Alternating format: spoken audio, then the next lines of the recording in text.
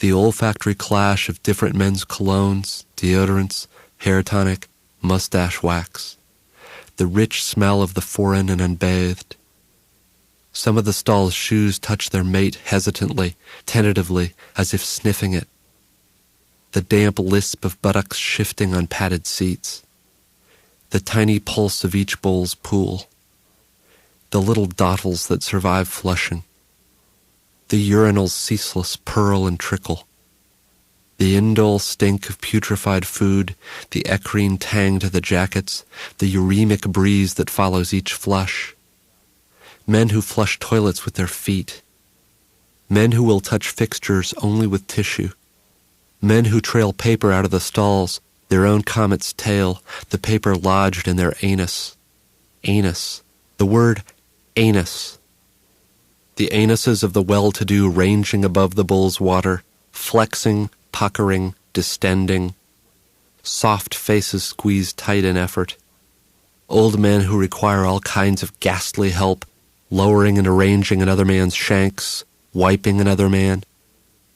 Silent, wordless, impassive, whisking the shoulders of another man, shaking off another man, removing a pubic hair from the pleat of another man's slacks, for coins. The sign says it all. Men who tip, men who do not tip. The effacement cannot be too complete or they forget he is there when it comes time to tip. The trick of his demeanor is to appear only provisionally there, to exist all and only if needed. Aid without intrusion, service without servant. No man wants to know another man can smell him.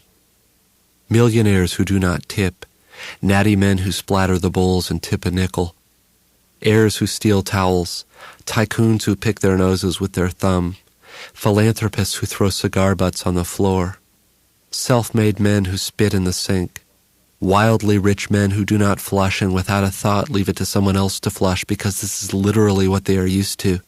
The old saw, would you do this at home? He bleached his work clothes himself, ironed them, never a word of complaint, impassive, the sort of man who stands in one place all day. Sometimes the very soles of the shoes visible under there, in the stalls, of vomiting men. The word vomit, the mere word. Men being ill in a room with acoustics, all the mortal sound he stood in every day. Try to imagine. The soft expletives of constipated men, men with colitis, ileus, irritable bowel, lientery, dyspepsia, diverticulitis, ulcers, bloody flux. Men with colostomies handing him the bag to dispose of. An equerry of the human, hearing without hearing, seeing only need, the slight nod that in men's rooms is acknowledgement and deferral at once. The ghastly metastasized odors of continental breakfasts and business dinners. A double shift when he could. Food on the table, a roof, children to educate. His arches would swell from the standing. His bare feet were blancmanges. He showered thrice daily and scrubbed himself raw, but the job still followed him. Never a word. The door tells the whole story.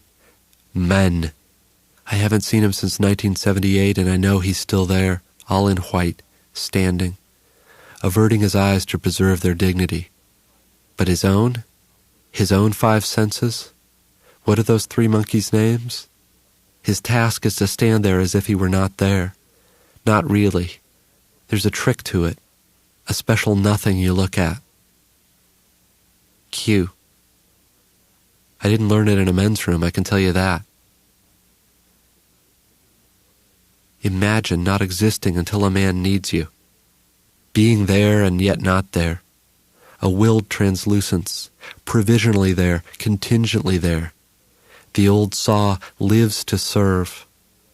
His career, breadwinner. Every morning up at 6, kiss us all goodbye, a piece of toast for the bus. He could eat for real on his break. A bellman would go to the deli. The pressure produced by pressure. The rich belches of expense account lunches. The mirror's remains of sebum and pus and sneezed detritus.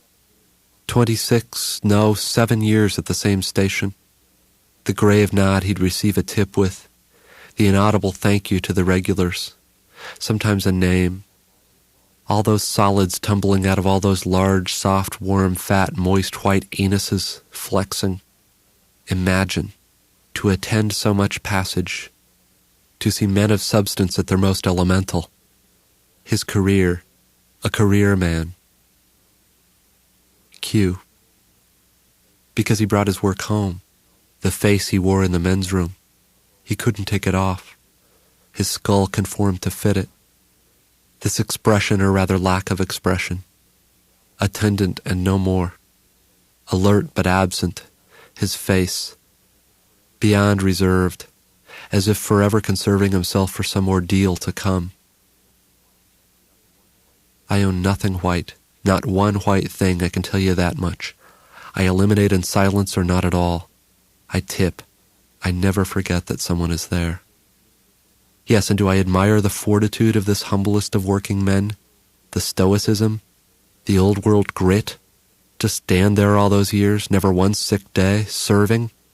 Or do I despise him, you're wondering, feel disgust, contempt for any man who'd stand effaced in that miasma and dispense towels for coins? Q. Q. What were the two choices again?